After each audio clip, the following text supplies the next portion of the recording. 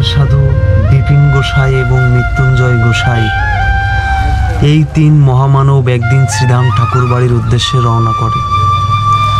যেতে যেতে গোপাল সাধু বলে উঠল যে চল ভাই, আমরা অশ্বিনে গোসাইয়ের বাড়ি হয়ে যাই, আমাদের অশ্বিনে দাদাকে শ্রীধাম উড়াকান্দি নিয়ে যাই।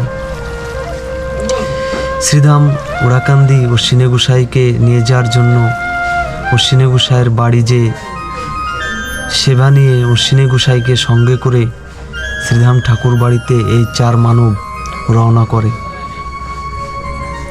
শ্রীধাম ঠাকুর বাড়ি গিয়ে গুরুচাঁদের সামনে একে একে প্রণাম করার পরে অশ্বিনে গোসাই দূর থেকে প্রণাম করে তার কাজে চলে যায়। গোপাল সাধু মনমরা হয়ে গুরুচাঁদ ঠাকুরের সামনে বসে আছে। গুরুচাঁদ ঠাকুর তখন জিজ্ঞাসা করে যে গোপাল, তোর কি হয়েছে? গোপাল সাধু বলে উঠল যে বাবা, তুমি তো সবই জানো, সবই বোঝো, তাহলে কেন অশ্বিনেকে এরকম রেখেছ?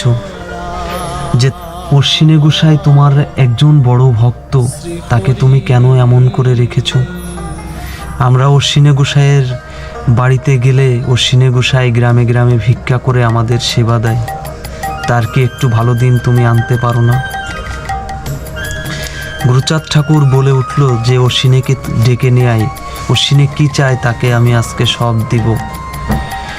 অশ্বিনে গোসাই এসে গুরুচাঁদ ঠাকুরকে প্রণাম করে গুরুচাঁদ ঠাকুরের কাছে বসে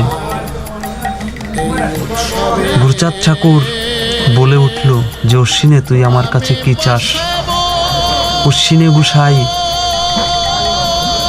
বলে উঠল যে আমি গ্রামে গ্রামে ভিক্ষা করে আমাকে এক মুষ্ট চাল আজও দেয়, তুমি আমাকে এখন এমন আশীর্বাদ করো যে আমি এরপরে ভিক্ষা চাইতে গেলে কেউ যেন আমাকে এক মুষ্টি ভিক্ষাও যেন না দেয়।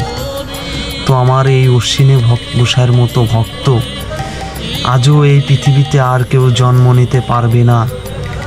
তাই শ্রীপাঠ গঙ্গাচন্না অশ্বিনে গোসাইয়ের বাড়িতে আমার যাওয়ার খুবই ইচ্ছা। যদি আমাদের নড়াইল জেলা থেকে কেউ যেতে চাও তাহলে আমার সাথে একটু যোগাযোগ করো, তার সাথে আমি যেতে চাই।